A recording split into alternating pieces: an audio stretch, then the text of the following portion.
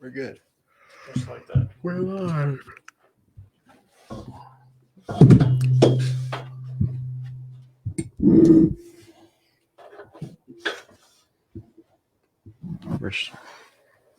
All right, ladies and gentlemen, welcome back, and Happy New Year. It's New Year's Eve. We're coming at you a little bit later than normal, but after a week off, we are back with the Besse Boys Center Ice podcast. Yep. And let's just get all the formalities out of the way. Barry Besse, my son Carson Besse, hockey fans for years and years and years, Pittsburgh Penguins, Edmonton Oilers, NHL as a whole. We just love the game of hockey. We love doing the podcast about it. We're about a year into it. Yeah. This is our second season, but a year into it. We just love doing this. And we would like to thank the Refocus Radio Network and Shemaiah Reed for having us on his network. You can catch all of our podcasts, our YouTube podcasts, on the Refocus Radio Network. You can also catch I Am Refocus Radio with Shemaiah Reed and Sweep the League with Rudy Campos Jr. And I think Rudy's a little bit busy this time of the year. Yeah. Covering NCAA football, the Spurs, and NBA basketball. And, of course, as we get into the tail end of the NFL season, we take care of the hockey part. As I mentioned, we were off last week. The NHL pretty much was off last week, too. But a lot of things going on, and we're going to start with the week that was. Do you want me to start with the week that was? Well, it's a little bit more than a week because we haven't been on since the 17th of December. So for the Oilers, they went 3-1-1 since our last podcast. They beat the Boston Bruins, which was 3-2 on the 19th. Then they, a game they should have had in hand, but they took overtime to beat San Jose 3-2. I don't know why I say that because, I say it because San Jose is at the bottom of the Western Conference, but they're a really, really good team. And so then the Oilers went and beat Ottawa 3-1 on the 22nd before the Christmas break. And then the last couple of games against LA Kings and Anaheim, a quick little California road trip, didn't turn out so well. Kind of like, I wonder if it was the post-Christmas blahs for the Oilers because they had both games in hand, but then got to overtime against LA and lost to a pretty good Anaheim team, but a game that they should not have lost 5-3. No. So you look at it, the Oilers are 21-12-3, third in the Pacific, and they're at a virtual tie with the Kings. Mm-hmm. But the Kings have, I think, less losses than the Oilers do. So they give them third place for that. Along the way, Leon Draisaitl and Connor McDavid are now on 11-game point streaks, both of them. And it's of course nice to see them going. The Oilers are 7-2-1 in their last 10 games, playing really well despite the last couple of games.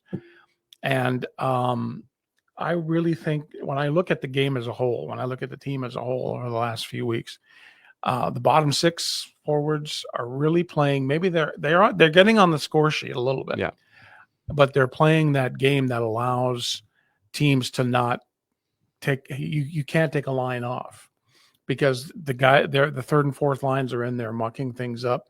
They're getting into the corners. They're getting offensive zone time. They're causing teams to take penalties, which puts that power play, which is 13th or 12th in the league now, on the ice. So they're doing their part. The defense is shored up a little bit. I think there were some problems with Evan Bouchard and his little lackadaisical defensive play, but he's kind of picked it up a little bit. I like the six they have now on defense. I think they go with that. And then the goaltending, besides, the last couple of games against LA and Anaheim, both Calvin Pickard and Stu Skinner have picked things up a little bit. So, but as I'm going to get into, there is some chatter, and you see it all the time on the boards and on the posts and stuff like that. There's a lot of stuff that's just not there, not real. But there's a lot of talk about the Oilers, a goaltender being waived, and taking a look at, speaking of the Ducks, John Gibson. But then that's been talk about John Gibson for a lot of time. I don't know if you really want to change that goaltending duo.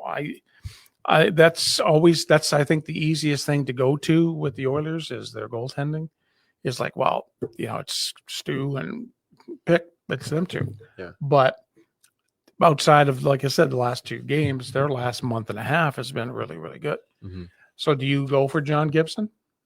I don't see why not. I mean, he's good. He's proven. A great goalie. Didn't he win the cup with them? Or no, maybe that was I don't know if he was around yet. No, that was Jean-Sebastian Zaguirre, I think. Yeah. But Gibson was in there when the Ducks were winning and going into the playoffs. So do you? I think you might test the waters. And do you put Pickard down in the minors in Bakersfield, or do you waive him? I think you might have to waive him. And then if nobody picks him up, Bakersfield, then you put him in Bakersfield. Yeah, but I think if he came in, I think he should be the number 1. John Gibson? Mm-hmm. Yeah. I think Stu, when he gets right down to it, that's a lot of pressure on him, and he hasn't been able to uphold it yet. He will down the road. He will be that guy, right, but not right now. Jeff Skinner. I remember when the Oilers got him, I'm thinking, here's a 40-goal scorer. And with Buffalo, he just was on a bad team. He was the best player on a bad team. He's now a bad player on a really good team because he has not, outside of the first 3 games of the year, he's really not proven himself. What do you think they should do with him? Trade? I think he's trade. I think he's, if he makes it to the trade deadline, it all depends on when Evander Kane comes back. Evander Kane is still nursing that injury, his surgery on his sports hernia. So what happens when Evander Kane comes back will just determine when. I think they're going to have to pull the trigger on Jeff Skinner. I don't know him well enough. I've seen him play. I've seen him have some good little sparks, but it's mostly been disappointment. Yeah, he's just not looked very good. No, overall, not what he used to be. No, not like like I said, he was the big fish in a little pond. Buffalo, yeah, and he was the guy in Buffalo for years. But it's stuff like that happens. You get a guy like, sometimes it just does not work. That's the nature of sports in general. You pick people up, and then just it's not guaranteed to work. And look at Victor Arvidsson. He's been a great addition. Podkolznik has been a great addition. So you get guys, but then you go to like the other way, like St. Louis getting Holloway and Broberg. Those guys have been staple players. They've been great. And which, speaking of St. Louis, I think at the time there was like 5-1 or something like that going on in the Winter Classic. They were just totally see what that looks like. Taking care of. I think it was 6-2 last time I checked. Yeah, they were totally taking care of Chicago in the Winter Classic. 6-2 final in that game. Yeah, so Winter Classic is gone. Where do you think the Winter Classic goes from this point on? I know there's the outside series, the outdoor series. Where does that Winter Classic go? What would be the ultimate? Now, it doesn't have to be an NHL city, I don't think. I really don't think if you're in proximity. Well, I've heard some chatter definitely about people wanting it to be Washington, Pittsburgh again. Yeah. Before in Pittsburgh or in Washington. I think you would do this one in Washington, but before they both retire. And last time that they played in the Winter Classic was Sid got hurt. He got a concussion in that game from a high hit. So I think that'd be a pretty interesting. I mean, having Colorado and Dallas, I think would be neat. In Denver. Okay. Do you do another Edmonton, Calgary? Or do you do the Heritage? Yeah, like a Heritage thing again, maybe in Calgary this time? I don't think you do Edmonton, Calgary again. I think it's just maybe Edmonton, Vancouver. Edmonton, Vancouver would be interesting. Where Edmonton. Would you play it? Because technically BC doesn't have an outdoor stadium like that. The BC Place is an indoor stadium, like the football stadium. So I guess you maybe go to Commonwealth Stadium again. Or you could do besides Washington, Pittsburgh. Other than that, where do you think what NHL city and teams should be the next in line? Oh, I think it'd be cool if they did it in Minnesota. Yeah. because they had it in St. Louis. Wait, wasn't it? It was in St. Louis last time. No, it was already in Minnesota. It was what it was. Oh, it was. Yeah. Yeah. Was it? Yeah. I don't know. Maybe Boston and Florida and Boston, Mm-hmm. where the Gillette Stadium or wherever Yeah. the Patriots play. But it'll be interesting. I don't know when they're going to announce the game for next year, what it'll be, but Yeah. we'll see what ends up happening with that. But yeah, the Winter Classic kind of took away from it this year though because of the fact that they didn't play it on New Year's Day, which is typically when they do. Yeah. So technically, they They've had been 2 Winter Classics in 1 year. in 1 year, one calendar year. Pretty neat from that one too. Did you see Cam Fowler played his 1,000th game? Yeah. And he scored 2 goals in the game. In the Winter Classic. Yeah, that was that's nice pretty to neat. see. Okay, so we talked about the chatter going on. Now, coming up for the Oilers, they're at home tonight in about 45 minutes against the Utah Hockey Club. Second time they've seen them, first time in Edmonton. Friday at home for a rematch with the Ducks, so that should be an interesting game. Got a little chippy in that game the other night. Then they start a 4-game roadie, Saturday in Seattle, Tuesday in Boston, and then I can't remember who they play next week, but they're on the road. Did they play in Pittsburgh? Next Thursday. Next Thursday. So for the month of January, they've got 14 games, 7 of them at home, 7 of them on the road. In December, they played all but like 3 games, I think, At home in Edmonton. So they're going to get a lot of road games. A lot of road games coming up here. So, right, that's the week that was for the Edmonton Oilers. Still, I can't complain about a 3-1-1. I just didn't like the last couple of games. Yeah. I thought they just kind of phoned it in. Yeah. And now the Pittsburgh Penguins. So I don't have my exact numbers like you for since the last time we recorded, but they've been playing really good, really good. If anything, I feel like they're probably pretty close to around the 3-1-1 record. They've pulled themselves to above 500 now. Well, they're just outside. They're of the playoffs. We're the first team out of the playoff spot, and pretty much all the games are pretty meshed in. So that's where they would be, even if the team's caught up, which is nice. They've done a great job pulling themselves out of it, especially this week. They did have the rough game against the Islanders this week in New York. I think they should have had that game, and they just played a pretty bad game. But then they go back the next day and respond against the same Islander team at home, and they play a really good game and beat them there. During the stretch of the last, even 15 so games, they've beaten really good teams. Like they beat Florida, they beat the LA Kings. Teams of Vancouver, teams of high priority. They've really done a great job holding themselves in and playing really well. Again, they're above 500 now. They're 17, 16, and 5, and they're fourth in the division. So I'm really happy. They've been playing really good, and the whole lineup's contributing to the team's success. And you look at, I was texting you about this yesterday, but something that's underrated, not being talked about enough, is the power play and penalty kill. 5th place in the power play in the league. We're at 26%, and then the penalty kills at 7th place.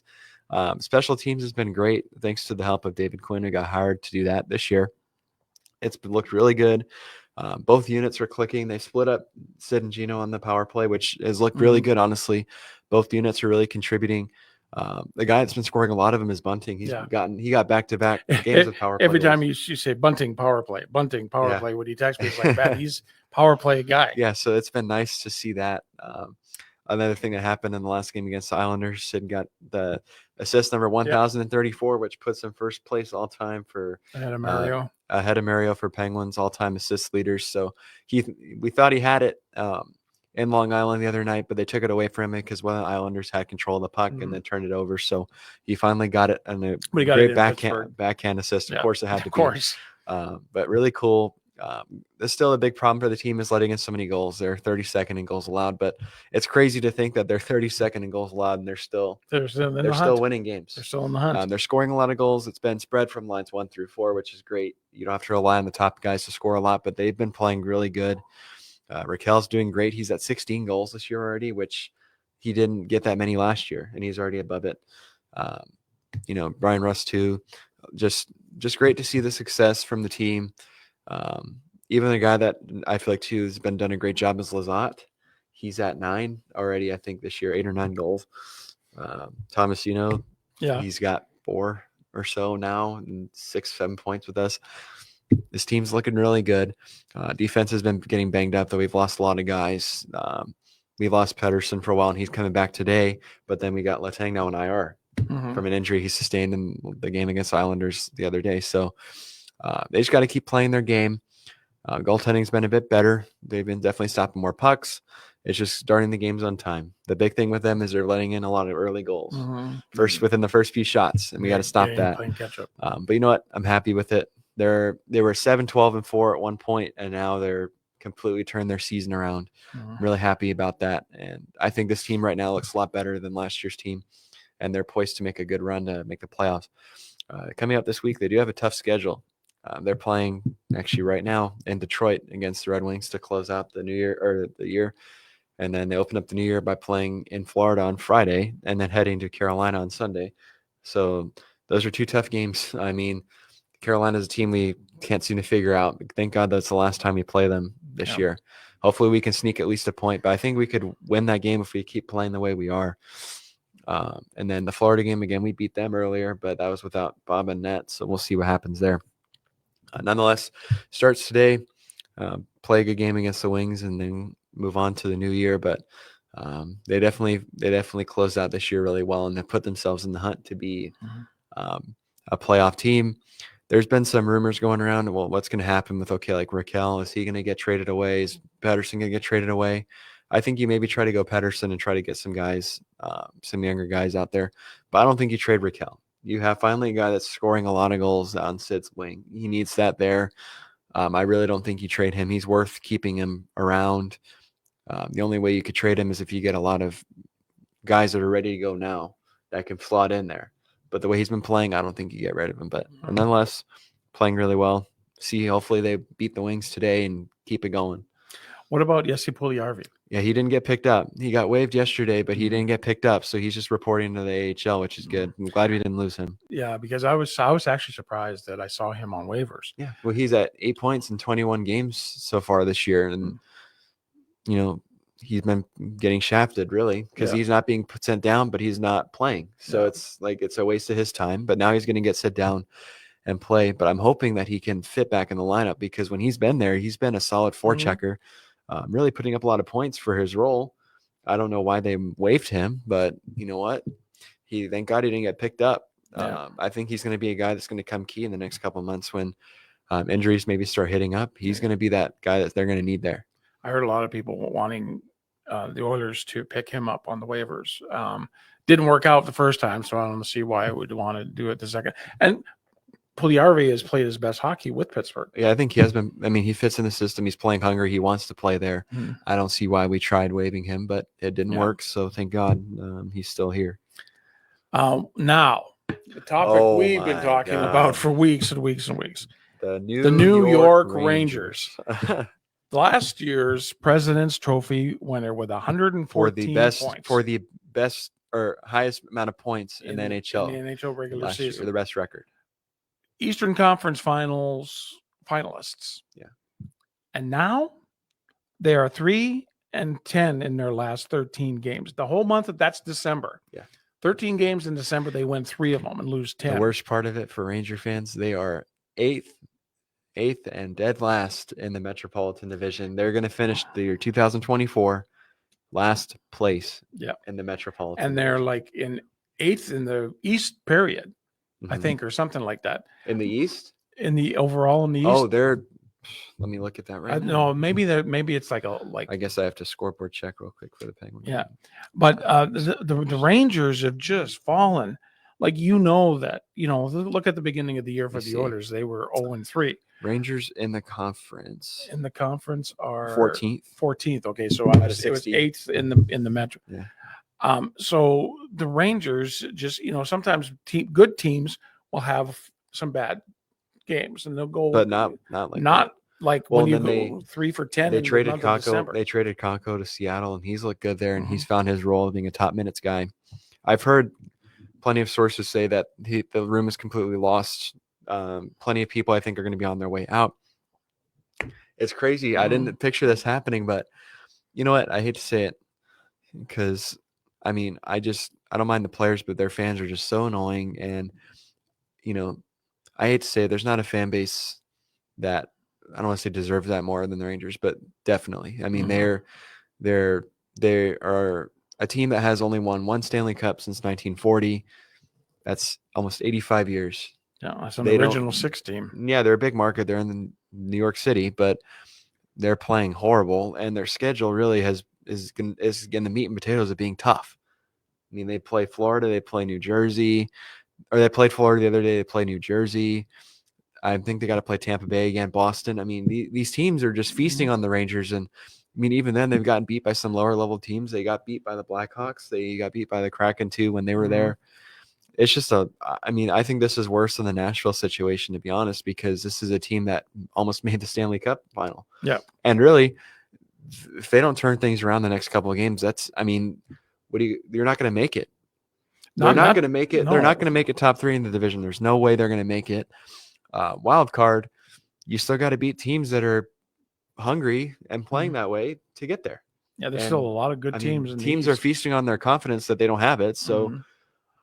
I mean, what do you think at the end of the year? What do you think they do? Like, what do you think their end result is of this year? How do you think they even finish? Oh, I don't think out of the playoffs, definitely. They may move up a little bit in the standings in the Metro, but I don't see them making the playoffs at all.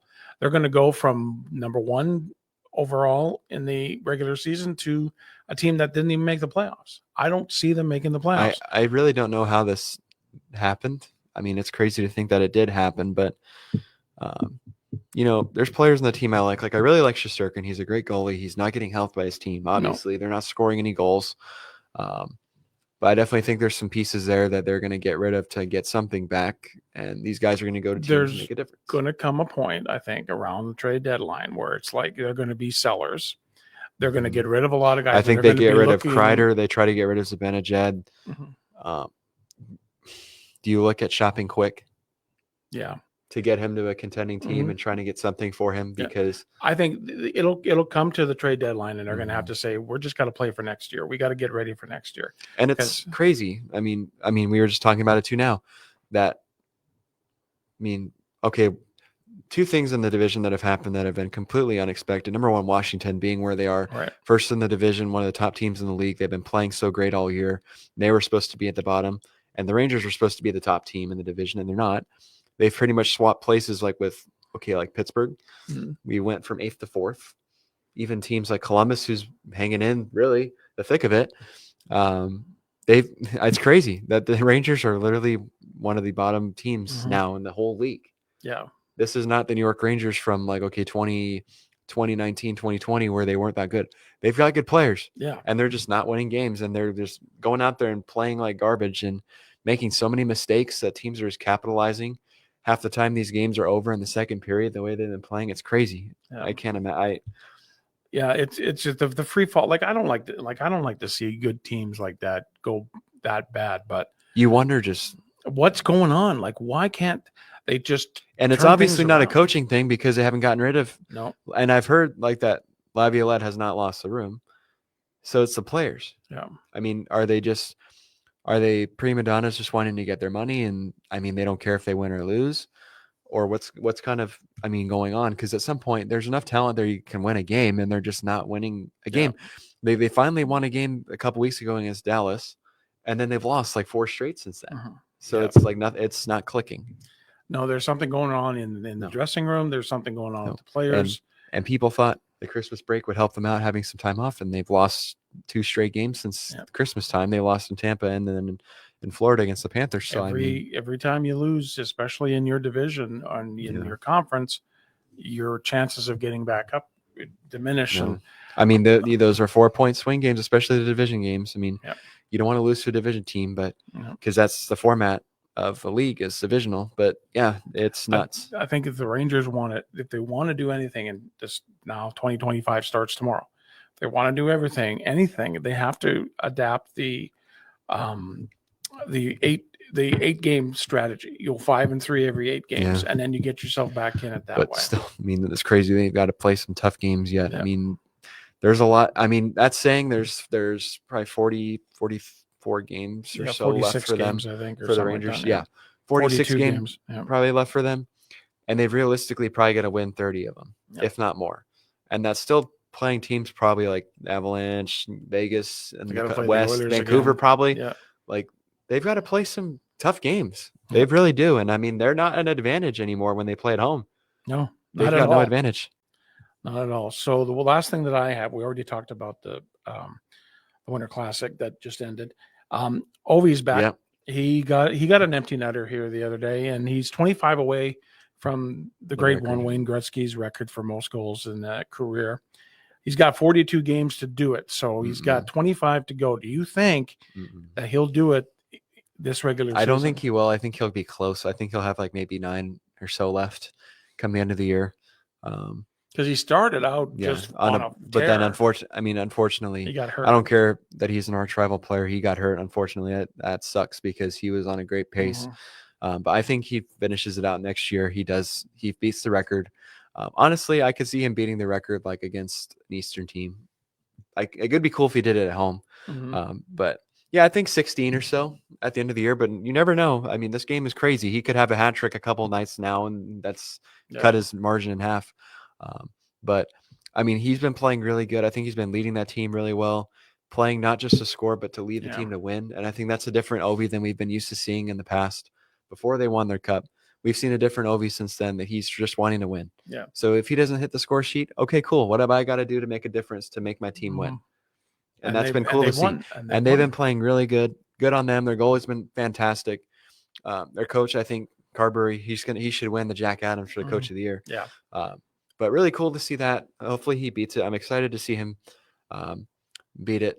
And like Wayne was talking about, when it gets close, he's going to follow him, and he's going to do like what Gordie Howe did to Wayne when Wayne. That's going to be one of the best sports records to be broken because this record has been standing in the test of time for forever, and nobody thought it would. Nobody thought it would be broken. No, and I mean this is such a remarkable thing to see happening in this day and age when the game really at this point, it's a lot harder to score goals because the goalies are a lot bigger. They are a lot bigger in general, but even without their padding, some of them are 6'5", 6'6", and they're goalies, and they got these big old pads, and he's still, even from the same spots, from that face-off dot, he's just ripping them. Like it's crazy, but it's going to be cool. I'm excited to watch it. I'll be watching, like when it gets closer to that time, definitely be watching the Capitals games because that's history that we're going to be witnessing in the sports world for sure. Yeah. Yeah, I'm looking forward to it too. Like I'm a Wayne Gretzky fan. I'm an Edmonton Oilers fan. So I watched Wayne play all those years in Edmonton. But to see a record like this be broken is that's it. If you're a hockey fan, you're excited to see this happen because history is made to be. Records are made to be broken, and this record's that close to be broken. Well, that's about all I have for, like, it was with the Christmas break. But again, I mean, we have kind of a wacky little schedule because we just were off. But again, we'll be back again Tuesday. We'll be back on Tuesday nights right around that 5:45 time slot. You can catch this. We'll have it. It'll be on Facebook here in a little bit you can watch back, and then it'll be on the Refocus Radio Network. Probably not tomorrow. Probably on Tuesday because tomorrow's a holiday. And so we'll be on there. We're on Spreaker.com. You can catch Carson and I on our TikTok pages. We do post games for both the Pittsburgh Penguins and the Edmonton Oilers, good or bad. Yep. And you can catch us there. We really appreciate if you people coming on and coming on the show. Even if it's not showtime, you can message either one of us on our Facebook pages and ask questions, say who your favorite team is. I know we got a big Ranger fan out there that we like to get some answers from out there in the New York State area.